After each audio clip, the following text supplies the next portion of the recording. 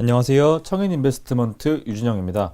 우리가 지금까지 각종 재무제표를 활용해서 좋은 기업을 찾아내고 그 기업에 대한 내재 가치를 구하는 어떤 투자 대가들의 방법까지 살펴본 다음에 이제 산업별로 이제 어떤 특색 있는 산업을 선별을 해서 어떻게 재무 구조가 구성되어 있고 뭘 봐야 하는지를 살펴봤습니다.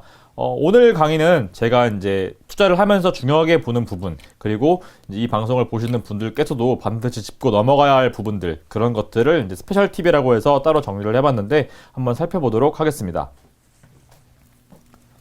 자, 먼저 참고할 사항들에 대해서 몇 가지 짚고 넘어가겠습니다. 자, 먼저 국가통계 포털 사이트, 자, 통계, 나라에서 하는 통계청 사이트라고 보시면 됩니다. 보통 이제 우리가 코시스라고 많이 부릅니다. 주소는 여기 있고요. 자, 산업별 수출입 동향 파악을 할 수 있습니다. 왜냐하면 우리나라가 되게 해외 의존도가 높은, 해외 수출 의존도가 굉장히 높아요. 이게 국가 지리적 위치도 그렇고 하기 때문에 굉장히 수출 의존도가 높습니다. 따라서 해당 지표들은 꼭 체크를 하셔야 합니다. 리처드 번스타인이라는 사람이 쓴 책이 있습니다. 순환 장세 속에서 주도를 찾아라 라는 책이 있는데, 그 책에 보시면 이런 내용이 나와요. 미국 ISM 신규 제조 주문 지수라는 게 있는데, 꼭 그게 한국 수출 지수를 꼭 6개월 선행한다고 하는 어떤 통계 자료가 있습니다. 홍춘욱 박사님께서 직접 그 연구를 하신 건데 6개월 선행한다고 합니다. 이런 것들을 보면 이런 지표들은 꼭 우리가 체크를 하고 넘어가야 우리나라 기업들의 어떤 미래 실적을 파악하는 데 용이하겠죠. 그리고 산업별 수출이 증가하면 거의 보통 코스피도 올라갑니다. 왜냐하면 그만큼 우리가 수출 의존도가 높다라는 거죠. 그리고 GDP 성장률이나 혹은 부동산 건설 동향, 부동산 건설 동향 등을 파악하면서 앞으로의 산업 전망이 어떻게 될 것인지를 우리가 빠르게 분석할 수 있습니다. 산업 전망뿐만 아니라 경제를 보는 시각 자체가 달라지게 됩니다. 이런 지표들을 통해서 우리나라 경제가 지금 어느 정도 수준에 있구나, 앞으로 올라갈 건지 앞으로 하향세를 거둘 건지를 어느 정도 알아낼 수가 있습니다. 이게 경제가 한 사이클이 있잖아요. 호황기에 접어들면 언젠간 쇠퇴를 할 겁니다. 그런 거를 남들보다 조금 빠르게 캐치해서 남들보다 빠른 저가 매수, 남들보다 높은 고가 매도를 하는데 이런 지표들이 이제 도움이 될 수 있습니다. 아래는 이제 코시스 국가통계 포털에 대한 이제 홈페이지를 제가 간략하게 가져와 봤습니다.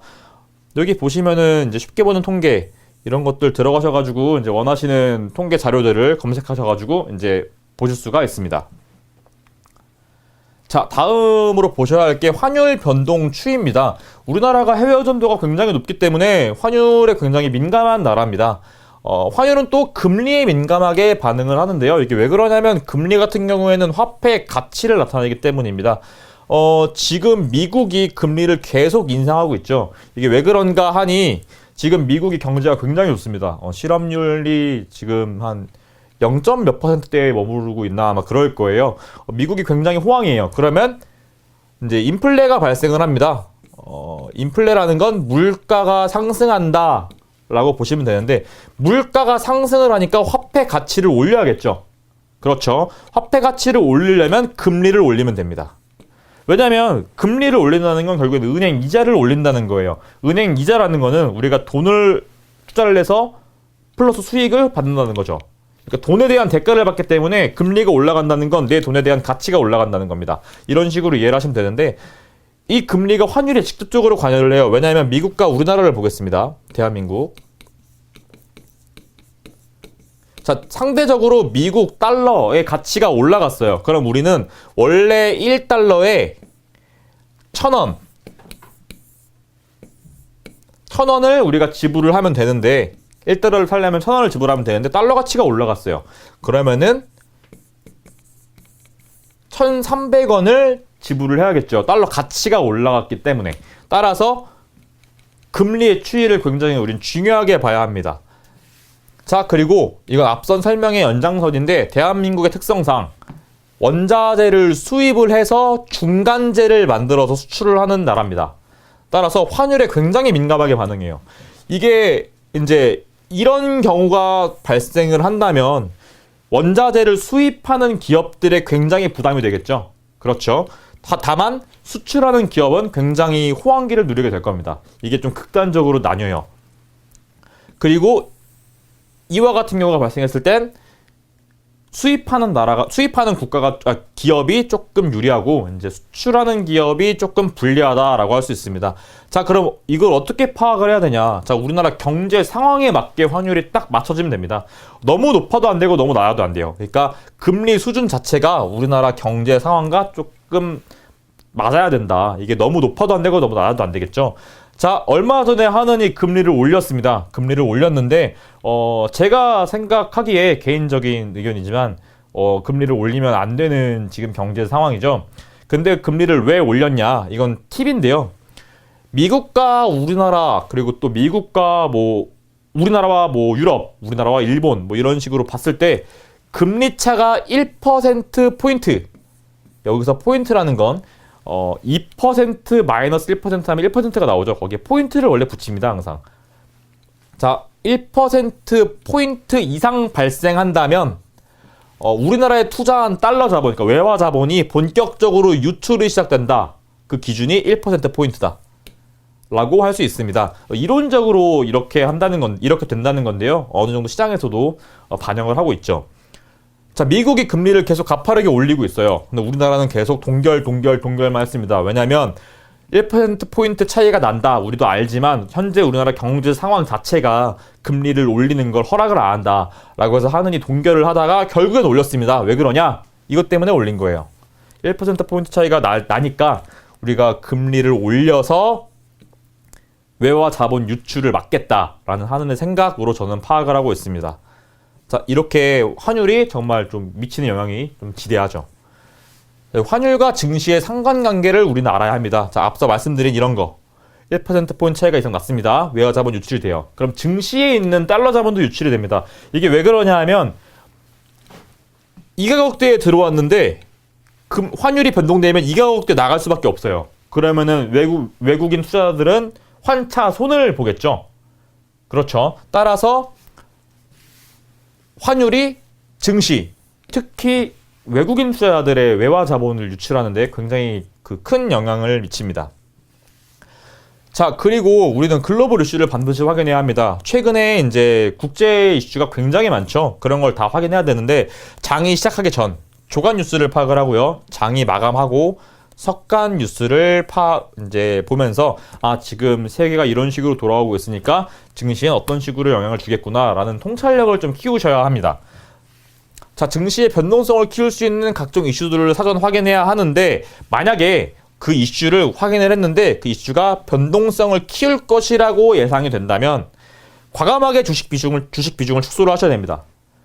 이게 이제 주가 코스피 지수가 이렇게 빠질 거라고 예상이 되는데 주식을 그대로 들고 있는다는 건 멍청한 짓이에요. 그러니까 믿을 수 있는 상승 탄력을 받을 수 있는 기업의 주식은 보유를 하되 오히려 추가 매수의 기회로 삼되 그렇지 않은 종목들 같은 경우에는 과감하게 쳐내시고 현금을 확보하시다가 이제 코스피 지수가 저점 찍고 반등할 때 그때 확 늘리시면 되겠죠. 자, 이런 식으로 이슈에 맞게끔 내 현금 비중과 투자자산 비중을 조절을 하시면 됩니다. 자, 예를 한번 갖고 와봤어요. 자, 최근 미국과 중국 간 무역 패권 다툼. 자, 이제 방송을 찍는 날짜 기준으로 저번 주말에 트럼프와 시진핑이 드디어 만났습니다. 자, 부에노스아이레스에서 만났는데 그 두 이제 대표가 1월 1일 이후로 이제 90일이었나요? 90일 동안 우리는 무역에 대한 협상을 진행을 할 거다. 더 이상 악화시키지 않겠다라고 이제 의견을 나눴습니다. 자, 계속해서 말이 나올 거예요. 이게 장기화하면 할수록 양국에 얻을 수 있는 건 없지만 그래도 국가의 이익을 위해서 좀 장기화해 가면서 좀 최대한의 이익을 보려고 할 텐데 증시의 변동성을 키울 수 있는 요인이 충분히 되겠죠. 우리나라가 해외 의존도가 높기 때문에 서로가 관세를 막 부과를 하게 되면은 우리나라는 중국에도 관세를 부과해야 되고 미국에도 관세를 부과해야 되는 이런 좀 위험한 상황에 노출될 수 있습니다. 따라서 변동성을 충분히 키울 수 있고요. 그리고 또 미국과 중동 국가 간에 어떤 다양한 이슈가 있죠. 뭐 사람이 이제 갑자기 변사체로 발견이 되고 이런 식으로 이슈가 발생을 하면서 유가가 굉장히 들끓고 있어요. 최근 우리나라는 또 유가를 이제 잡기 위해서 이제 유류세를 인하하는 등의 노력을 하고 있는데 이런 것들 또한 증시에 충분히 반영이 될 수 있습니다. 이런 것도 꼭 체크를 해놓으시면 좋을 것 같아요. 자, 앞서 설명드린 수출 의존도가 굉장히 높은 나라. 자, 제가 그래프로 한번 가져와 봤습니다. 미 ISM 제조업 지수고요. 이게 ISM 제조업 신규 주문 지수고 이게 한국의 수출 증가율입니다. 자, 이게 대충 비교를 해보시면 6개월 선행을 한다고 합니다. 앞서 소개시켜드린 책에 홍춘욱 박사님께서 이런 식으로 한번 비교를 해봤는데 이런 것들도 해당 산업군 이게 제조업이잖아요. 제조업 신규 주문 지수잖아요. 이게 높으면 미국에서 뭔가를 많이 주문을 할 거고 우리나라는 더 많이 수출을 한다 라는 개념인데 이런 자료들 또한 우리가 투자할 때 어떤 마켓 진입 타이밍, 시장 진입 타이밍을 잡기 상당히 용이하겠죠. 이런 식으로 된다면 보통 이쯤에 만약에 진입을 하게 된다라고 한다면은 엄청난 수익을 볼 수가 있죠. 물론 이게 코스피 차트는 아니지만요. 자, 다음으로 이제 앞선 자료들을 볼 수 있는 그런 제가 사이트를 하나 소개시켜 드릴 겁니다. 자, investing.com이라는 사이트가 있는데요. 여기에는 이제 환율 그리고 각종 원자재에 대한 이제 어떤 흐름 차트를 볼 수가 있고요. 그리고 우리나라 증시뿐만 아니라 전 세계 글로벌 증시의 상황도 볼 수가 있습니다. 여기 보시면 세계 주요 지수도 볼 수 있고 또 주요 통합 환율도 볼 수 있습니다. 그리고 상품도 볼 수 있고요. 뭐 굴이나 니켈, 망간 등 상품도 볼 수 있고 또 선물 차트도 볼 수 있습니다. 각종 이제 방송을 보시는 분들께서 필요한 게 있으면 언제든 접속하셔가지고 보시면 될 것 같습니다. 자, 다음으로 트레이딩 이코노믹스라는 홈페이지를 소개시켜 드리겠습니다. 앞선 인베스팅닷컴과 비슷한 이제 어떤 홈페이지인데요. 딱 보시기에 앞에 거와 뒤에 거 차이를 좀 보시고 나는 이게 더 편할 것 같아 라고 하시면은 접속해서 보시면 됩니다. 트레이딩 이코노믹스 같은 경우에는 과거 추이도 조금 더 명확하게 볼 수가 있는 자료들이 많이 있습니다. 그리고 이제 해당 자료를 다운로드를 받아서 엑셀화를 시킨 다음에 엑셀화를 시켜서 이제 백테스트라고 보통은 하는데 이제 내가 지금 논리적으로 구축한 어떤 이제 여러 가지 지표들을 바탕으로 짜온 논리가 과거에는 어땠으며 미래에는 어떨 것인가를 예측하는 데 도움이 되는 어떤 이런 백테스트를 진행하는 데 굉장히 도움이 됩니다.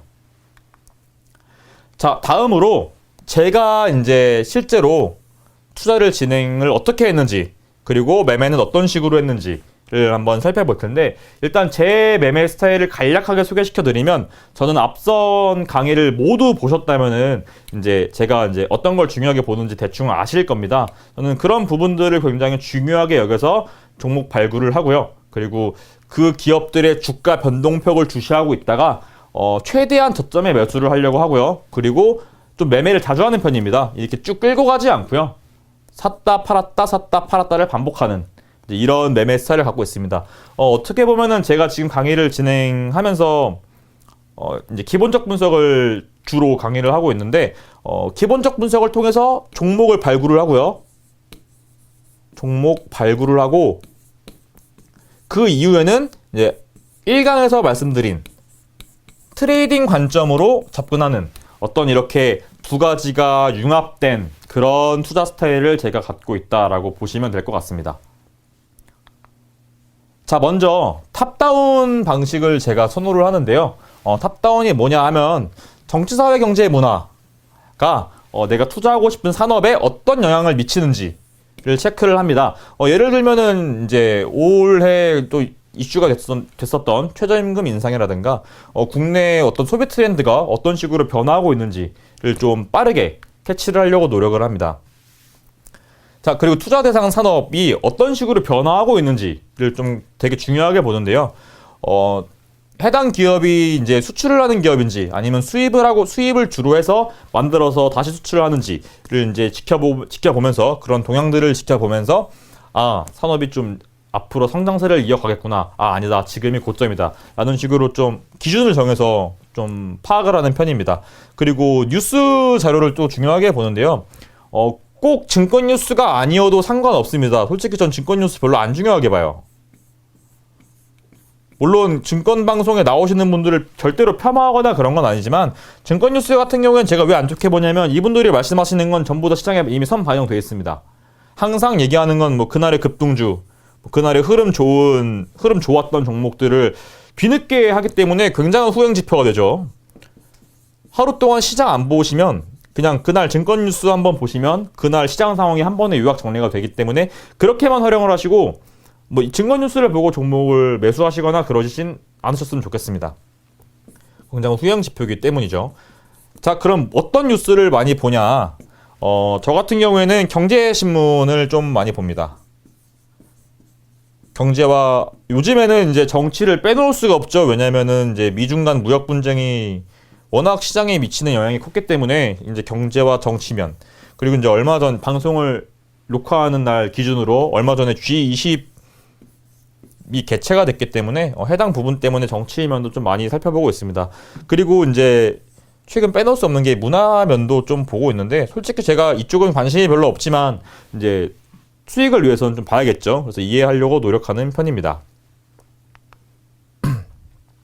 자, 그래서 이제 이런 식으로 정치, 사회, 경제, 문화가 어떤 산업에 영향을 미치고 그 산업의 전망까지 봤다면 그 산업군에서 가장 경쟁력 있는 기업을 발굴하려고 노력을 하는데요. 보통 사업보고서에 있는 주석을 좀 읽거나 아니면은 이제 여태까지 나왔던 뉴스들, 해당 기업을 대상으로 한 뉴스들을 살펴보면서 이 기업이 어떤 일을 하고 있으며 지금까지 어떻게 성장을 했고 앞으로 이런 식으로 준비를 하고 있다 정도로 파악을 합니다. 이게 스토리가 있어야 하기 때문에 그게 이제 주가를 성장시킬 동력이 되잖아요.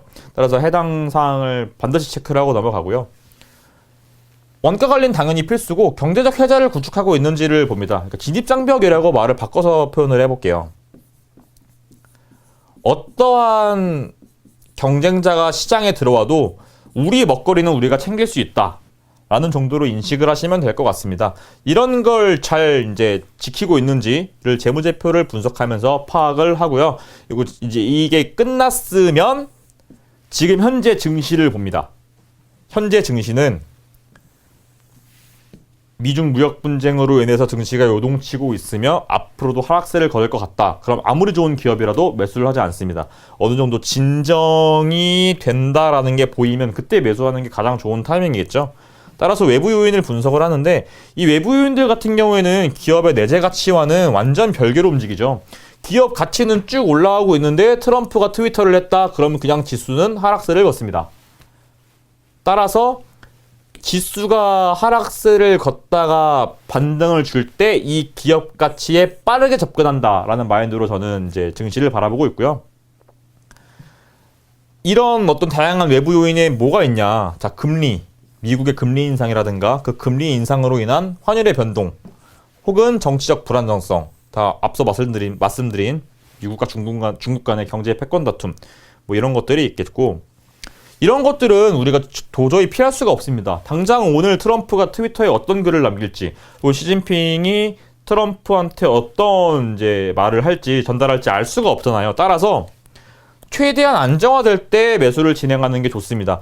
가령 우리가 이때 주식을 매수한 게 있습니다. 근데 이제 하락세를 걸을 것 같아요. 근데 그 기업의 주가는 아무리 봐도 정말 좋은 기업이고 내재 가치도 훌륭하게 올라가고 있는 기업이다 하시면은 오히려 내려갈 때 점진적으로 비중을 늘리시면 되겠죠. 오히려 비중 극대화의 이제 기회로 삼으시면 되지만 이런 기업이 아니다. 나는 해당 기업 잘 모르고 이게 투기성 종목인 것 같다. 나랑은 좀 안 맞는 것 같다 하시면 과감히 쳐내시는 게 낫겠죠. 그런 식으로 이제 리스크를 관리를 힘써야 합니다. 자, 그러면 이제 제가 실제로 이제 매매를 했던 어떤 이제 종목이라고 하기보단 기업들이라고 보겠습니다. 매매를 했던 이제 기업들을 살펴볼 텐데요. 먼저 한국전자금융이라는 기업입니다.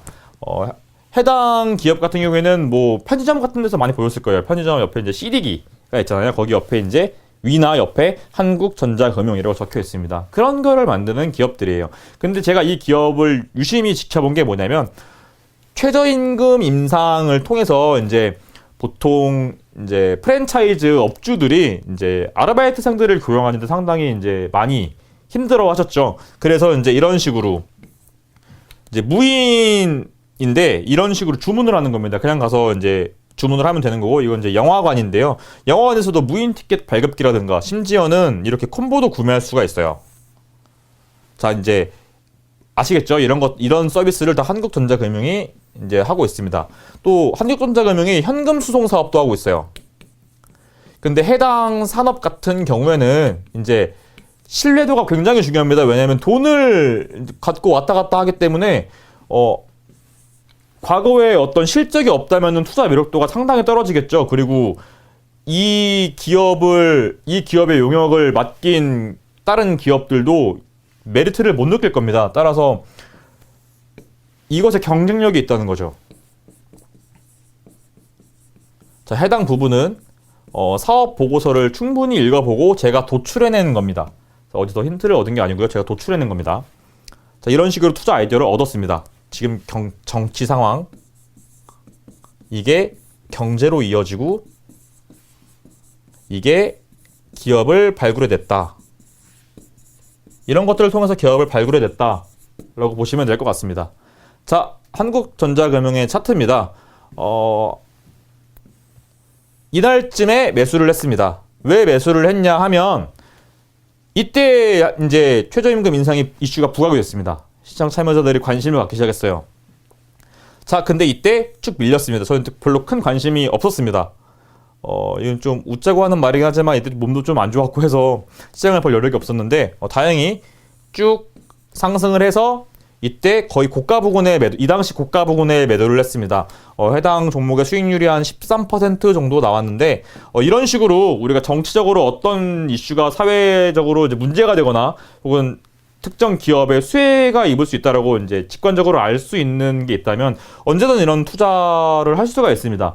다만 저는 방송 초기에 말씀드렸듯이 좀 매매 스타일이 빠르기 때문에 이때까지 기다리지 않고 바로 차익을 실현을 했습니다. 자, 다음으로는 포스코캠텍이라는 기업입니다. 거의 대부분 아시는 기업일 거예요.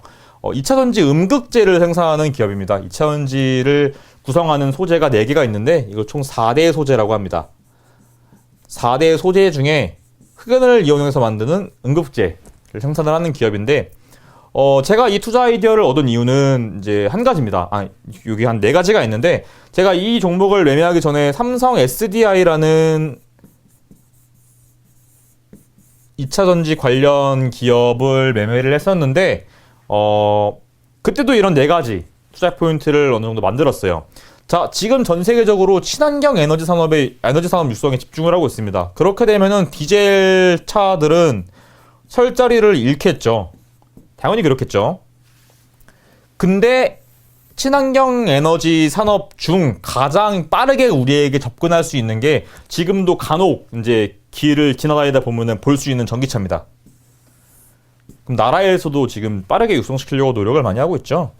그리고 이런 식으로 이제 글로벌적인 상황이 판단이 됐으면 그 중에 가장 빠르게 성장할 것 같은 기업을 발굴을 하는데 저는 그 기업을 포스코캠텍으로 봤습니다. 물론 훌륭한 재무제표 그리고 정말 오너십이 뛰어난 경영진도 좋은 장점이지만 독점입니다. 음극재 산업 중에선 국내의 독점 기업이기 때문에 상당한 투자 매력도가 있죠. 앞서 말씀드린 경제적 혜자도 갖추고 있고요. 자, 그리고 포스코캠텍의 회장이 포스코 그룹의 회장으로 선임이 됐습니다. 따라서 전 이걸 보고 그룹 내에서 해당 산업에 집중적으로 육성을 하게 될 것이다라고 봤고요. 이 포인트 같은 경우에는 제가 종목을 이제 제가 주식을 보유하고 있을 때 때마침 나온 뉴스입니다. 자, 포스코캠텍의 차트입니다. 제가 매매를 이 기업 같은 경우에는 이 기업의 주식은 매매를 2번을 했는데 한 이때쯤에 사서 이때쯤 팔고 다시 횡보를 할 때는 좀 안 쳐다보고 있다가 이때쯤 저점이 올라갈 때 이때쯤 사서 쭉 들고 왔습니다. 왜냐면 제가 여태까지 매매했던 종목들 가운데는 가장 탄탄한 기업이었어요.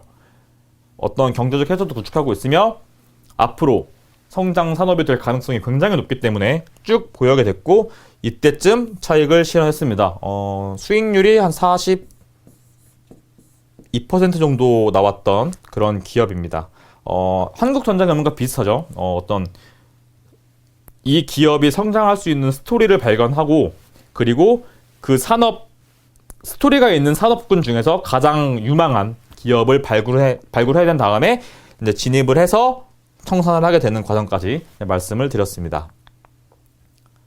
자, 다음으로 제주항공이라는 기업입니다. 보자, 항공이 있죠. 항공 같은 경우에는 유가에 굉장히 민감하다. 근데 이제 제가 언젠가 말씀드린 것 같은데 유가 같은 경우에는 유류 할증료라 그래서 이제 고객들한테 일부 전가를 시킵니다. 그렇지만 유가와 굉장히 민감하게 이제 반응을 한다라고 이제 보시면 될 것 같아요. 제가 제주항공을 매매하게 된 가장 큰 이유는 국내 여행 문화 트렌드가 점차 바뀌고 있다라는 걸 이제 알았기 때문이죠. 제 주변 지인들도 이제 많이들 여행을 다니고 있는데 특히 20대, 30대가 근거리 여행을 정말 자주 다닙니다. 이게 왜 그런 거 하니 지금 국내에 워라밸이라는 문화가 정말 성행하고 있어요. 워크 앤 라이프 밸런스라는 건데 일은 하되 내 생활도 즐기겠다라는 그런 개념입니다. 따라서 이런 문화가 이제 20, 30대에 유행을 하기 때문에 20, 30대들이 좀 여유를 만들어서, 없는 여유를 만들어서 이제 여행도 많이 다니고 하죠. 자, 다만, 항공 섹터, 그러니까 제주항공은 항공 섹터인데, 항공 섹터에 영향을 줄 수 있는 외부 요인을 정말 면밀히 분석을 해야 됩니다. 총 크게 두 가지가 있는데, 처음엔 유가가 있고요. 유류 할증료로 조금 이제 부담을 시킬 수가 있고, 다음은 원달러 환율입니다.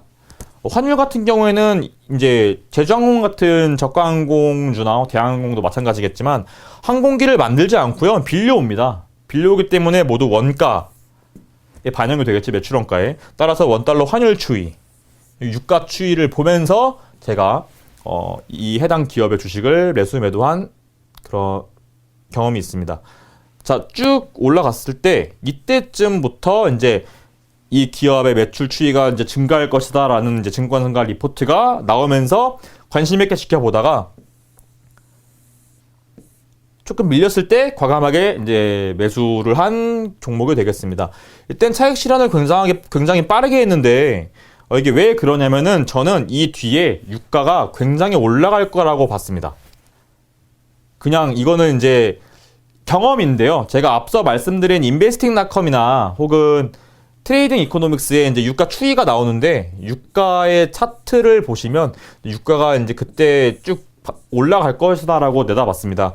따라서 이제 기다리지 않고 이제 얼마 수익을 보지 않은 채 바로 매도한 그런 이제 기업의 주식이 되겠습니다. 자, 다음은 조금 생소하지만 많이들 아실 겁니다. JYP 엔터테인먼트와 SM인데 제가 이 두 기업의 주식을 눈여겨보게 된 계기는 사실은 미중 무역 전쟁이었어요. 미중 무역 전쟁이 격화될수록 해당 기업의 주식은 각광을 받을 것이다. 왜냐하면 영향을 주지 않기 때문에 라고 봤습니다. 이제 이런 식으로 처음 매수한 게 SM이었고요. 그리고 이제 저희 창현 인베스트먼트 운용부 제 동료가 JYP 엔터테인먼트를 저한테 추천을 개인적으로 해줬고요. 따라서 두 종목을 모두 매도를 했습니다. 먼저 SM 같은 경우에는 제 성격상 빨리 매도를 했기 때문에 이제 굳이 큰 언급은 드리지 않을게요. 자, 제가 SM을 눈여겨보게 된 계기는 이제 우리나라 문화 트렌드가 아이돌 문화가 점점 올라가고 있다. 이 방송을 보시는 분들도 과거에 많이들 아실 겁니다. 그 서태지라든가 또 현진영 뭐 이런 세대들이 있는가 하면 이게 점차 발전을 하면서 뭐 H.O.T라든가 이런 어떤 아이돌 문화들이 쭉 이제 나온 거는 다들 알고 계실 거예요. 근데 중요한 게 뭐냐면 지금 현재 아이돌 문화가 굉장히 많이 이제 성장을 했다라는 데 제가 초점을 뒀습니다. 자, 이건 앞서 설명드린 거고요. 자, 한류 열풍으로 인해서 이게 굉장히 중요한데 한류 열풍으로 인해서 국내 시장뿐만 아니라 세계 각국의 영향력을 행사하고 있다가 제가 초점을 맞추게 된 계기입니다. 중국이나 일본 등에서 우리나라 아이돌 그룹이 굉장히 큰 인기를 끌고 있다고 하죠. 그리고 또 시장이 확대가 될 것이다라고 또 내다봤고요. 그리고 시장이 확대되면서 경쟁도 심화가 되는데 경쟁이 심화가 되니까 경쟁력이 있는 이 두 기업의 주식을 매수 매도를 한 겁니다. 자, 여기까지는 다 설명을 했는데 다만 이제 각 기업에 속해 있는 작곡가나 제작자의 과거 실적을 보고 이제 어떤 아티스트 대상으로 어떤 곡을 작곡을 했으며 이 곡이 아티스트와 함께 어떤 식으로 시장에 영향을 끼쳤는지 그리고 해외에 나가서 어떤 식의 실적을 거뒀는지를 좀 자세히 지켜본 두 기업의 주식이 되겠습니다. 자, JYP를 먼저 볼게요. 자, 이날 매수를 했는데 아직도 기억이 납니다. 제가 끝까지 망설이고 있었는데 제 동료가 이제 꼭 이제 매수를 하라고 하시더라고요. 정말 거짓말처럼 쭉 밀리더라고요. 근데 크게 걱정은 안 했습니다. 왜냐면 아까도 말씀드렸지만 전 미중 무역 분쟁의 가장 큰 수혜를 받을 섹터를 엔터테인먼트 섹터로 봤기 때문에 이제 이 정도 빠지는 거는 큰 걱정을 안 했습니다. 이 정도를 버텨냈죠. 한 마이너스 9% 정도까지 갔는데 버텨냈죠. 이 정도는 내가 버틸만 하다. 그래서 버텼죠. 만약에 깨졌으면 당연히 손절매를 했을 겁니다. 근데 쭉 올라갔죠. 이게 미중 무역 분쟁이 계속 격화되는 이제 그런 시기였습니다. 이제 어떤 말이 나올지가 어떤 말을 서로가 할지를 모르기 때문에 시장 불확실성이 굉장히 높은 상황이었어요. 오늘이 오르면 내일은 떨어지겠지. 오늘 떨어지면 내일 오를까? 라는 이런 어떤 되게 투자 심리를 위축시키는 그런 심리가 지배하고 있었는데 제 첫 번째 투자 원칙을 지키면서 쭉 보유를 했기 때문에 한 52% 정도의 단일 종목 고수익을 얻을 수 있는 좀 좋은 어떤 종목이 되겠습니다. 자, 해당 기업의 주식을 매매하게 된 사유도 제가 계속 말씀드리지만 이 산업이 발전할 수 있는 스토리를 찾아내고요. 그리고 그 스토리 내에서 정말 이 산업을 주도하고 성장 동력을 혼자 이끌어낼 수 있는, 그래서 후발주자들이 이렇게 따라 붙는 이런 기업들을 찾아내는 게 굉장히 중요한데 재무제표를 보셔도 되고요. 재무제표가 제일 중요하죠. 이 기업의 안정성을 나타내는 거고 앞으로의 성장성도 볼 수 있기 때문에 재무제표 분석은 반드시 하셔야 됩니다. 그리고 각종 뉴스, 그리고 이제 정치, 사회, 경제, 문화가 어떤 식으로 작용을 하고 있는지, 지금 시장에 어떤 식으로 영향을 미치고 있는지를 꼭 보셔야 합니다. 자, 주의사항 제가 마지막으로 정리를 해드리겠습니다. 자, 제가 이제 매매했던 이제 기업의 주식들을 많이 소개를 시켜드렸는데, 자, 본인만의 투자 포인트를 먼저 갖춰야 되고, 그리고 투자 대상 기업의 내재 가치가 생각했던 대로 움직이지 않는다, 투자 포인트대로 가지 않는다 라고 한다면 그냥 바로 손절매를 하셔야 됩니다. 그러니까 충분한 안전마진을 우리가 갖췄다면 이 기업의 내재 가치가 꺾이더라도 이만큼이 형성이 되어 있는데 아직 우리는 내재 가치를 구하기에는 조금 당연히 모자라죠. 충분히 공부를 하셔야 합니다. 따라서 안전마진이 충분히 확보가 되지 않았다, 그러면 과감히 손절매를 하셔야 됩니다. 왜냐면 내 투자 원칙과는 위배되는 어떤 그런 내용이 나왔기 때문에 당연히 하셔야죠. 그리고 더 좋은 기회를 찾아야 할 겁니다. 내 투자 원칙에 더 부합하고 더 수익을 더 줄 것 같은 그런 기업을 발굴을 해야겠죠. 그렇다고 좋은 기업이 좋은 주식은 아닙니다. 아무리 좋은 기업이더라도 주가는 한 1년 내내 이렇게 바닥을 기는 경우가 있을 거예요. 내 투자 원칙상 이런 1년 동안 하락한 종목들은 쳐다보지 않겠다라고 한다면 좋은 기업이지만 좋은 주식은 아닌 거죠. 따라서 좋은 기업이면서 좋은 주식을 우리는 찾아야 한다. 기업의 내재 가치도 올라가고 있으며 주가도 파동을 그리지만 이런 식으로 우상향하는 이런 기업을 찾아야 한다라고 설명할 수 있겠습니다. 자, 앞서 계속 말씀드리지만 코스피, 코스닥 혹은 뉴욕 증시와 같은 글로벌 증시의 상황을 계속 보면서 최대한 저가의 매입을 할 것을 원칙으로 합니다. 트레이딩의 기본은 싸게 사서 비싸게 파는 겁니다. 이제 제가 투자를 설명하고 있으니까 투자로 말씀드리면 내재 가치가 쌀 때 사서 내재 가치가 비쌀 때 판다. 내재 가치 쭉 올라가면서 내재 가치가 꺾일 때, 기업의 주가가 아니라 내재 가치가 꺾일 때 매도를 하는 겁니다. 자, 최대한 싸게, 가격이든 뭐든 싸게 매입하는 걸 원칙으로 합니다. 자, 내재 가치가 지속적으로 우상향하더라도 주가는 하락할 수 있다. 자, 제가 앞서 말씀을 드렸지만 주가는 파동을 그립니다. 자, 내재 가치는 우상향하는 과정에 속해 있더라도 주가가 이렇게 하락하는 구간이 있습니다. 이 가격이라는 게 왜 이런 식으로 움직이는지는 다들 아실 겁니다. 매수자와 매도자 간에 거래를 하면서 합의를 한 겁니다. 이 가격대에 우리가 사고 파는 거예요. 따라서 내재 가치가 올라가더라도 주가는 우리가 어떻게 할 수가 없습니다. 따라서 투자의 기본, 다만 한 주라도 보유를 하면서 쭉 끌고 가되 비중 확대, 축소, 확대, 축소 하는 식으로 내재 가치에 맞게, 내재 가치 대비 주가의 위치에 맞게끔 우리가 비중 조절을 통해서 수익을 극대화시킬 수 있습니다. 자, 여기까지 우리가 기본적 분석을 통해서 좋은 기업을 발굴해서 그 기업의 내재 가치를 파악을 한 뒤에 이제 매수 매도를 진행을 하는데, 매매를 진행을 하는데 우리가 그 밖에 봐야 할 것, 그리고 제가 직접 매매를 했던 그런 기업들을 소개시켜 드려 봤습니다. 여러분들 제 방송에 정말 많은 도움이 되셨으면 하는 바람이 큽니다. 앞으로 현명한 투자자가 되시기를 기원하겠습니다. 감사합니다.